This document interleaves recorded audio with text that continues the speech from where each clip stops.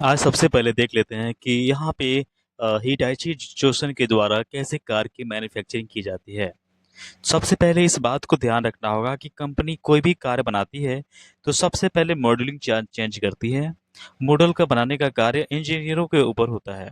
इसमें कुछ ऐसी बात है जिसको अलग अलग तरीके से बनाया गया है। सबसे पहले हम इस कार को अच्छे ढंग से अ, उसको हम एक डायग्रामेटिक शो देते हैं और उसके बाद ऊपर नीचे काम करते हुए इसको आगे बढ़ते हैं। जब ये काम हमारा अच्छे तरीके से हो जाता है तो इसको हम मशीनों के माध्यम से एक दूसरे को आपस में अटैच करने के लिए काम करते हैं। यहाँ पे मशीनों को अलग अलग से अरेंज किया जाता है। जब ये मशीन अलग अलग तरीके से अरेंज हो जाती है तो इसको हम एक दूसरे के ऊपर रखते जाते हैं।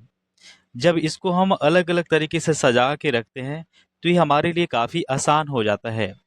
इसके बाद हम अगले प्रोसेस में चलते हैं। यहाँ पे हम बॉडी का असेंबलिंग करते हैं। जितनी भी बॉडी अलग अलग वैरायटी की बनाई जाती है उसको एक जगह पे असेंबल कर दी जाती है। जब ये अच्छे ढंग से असेंबल हो जाता है तो उसको हम पेंटिंग के लिए भी भेज सकते हैं। यहाँ पे इसका पेंटिंग अच्छे से हो रही है और मशीनों के माध्यम से हम सीटों का कवरिंग और उसकी एक फंडामेंटल स्ट्रक्चर को बनाते हैं। जब ये हमारा अच्छे से हो जाता है तो इसके बाद हम इसका तरीका अलग अलग बनाते हैं। कुछ समय के बाद हम इसमें देखते हैं कि मशीनों के माध्यम से जितने भी एक गाड़ियों में पूरी तरीके से बनावट होती है वो अलग अलग ढंग से मशीनों के द्वारा होती है। और भी कंपनियां अलग अलग टाइप से बना सकती है। जैसे ये गाड़ी यहाँ पे बन चुकी है, बनने के बाद इसको अगले प्रोसेस में भेज दिया जाता है। यहाँ पे अच्छी ढंग से पेंटिंग हो जाती है। पेंटिंग का करने में कई कलर का भी इस्तेमाल हो सकता है। जो सबसे ज़्यादा पसंदीदा कलर है उसका भी यहाँ पे इस्तेमाल हम कर सकते हैं। तब हम बॉडी पार्ट्स को असेंबलिंग करने के लिए अगले मशीनों में भेज देते हैं।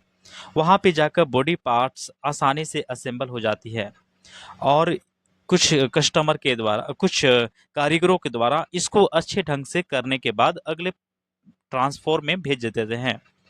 वहाँ पे जाने के बाद वहाँ पे जो भी इंटरनल प्रोसेस का मैकेनिज्म होता है उसको कंप्लीट कर लेते हैं। कंप्लीट एक बार हो जाने के बाद उसको हम कुछ समय के लिए इसी मशीन के अंदर रखते हैं।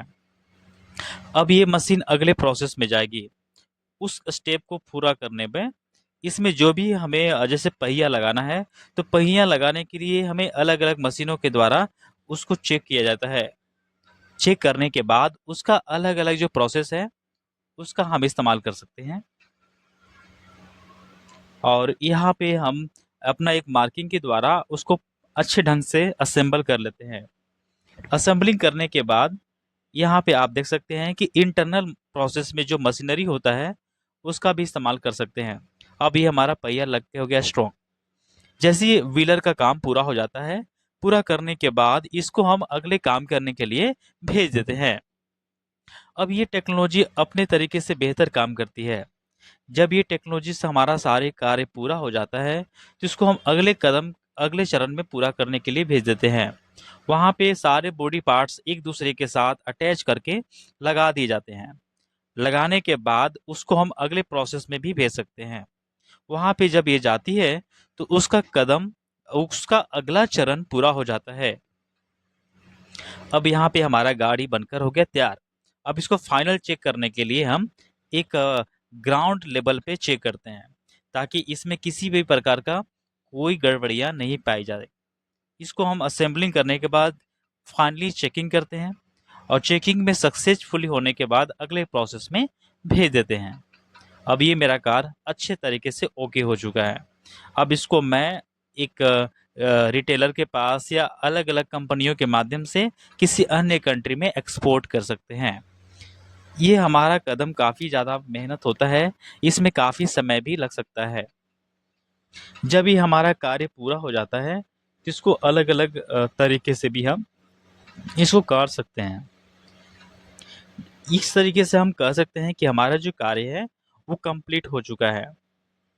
इसमें अलग अलग प्रोसेस भी बताई गई है। अब यहाँ पे हम बोनट के माध्यम से अच्छे तरीके से चेक कर लेंगे। ये सक्सेसफुली हो चुका है। इसको अगले चरण में भेज सकते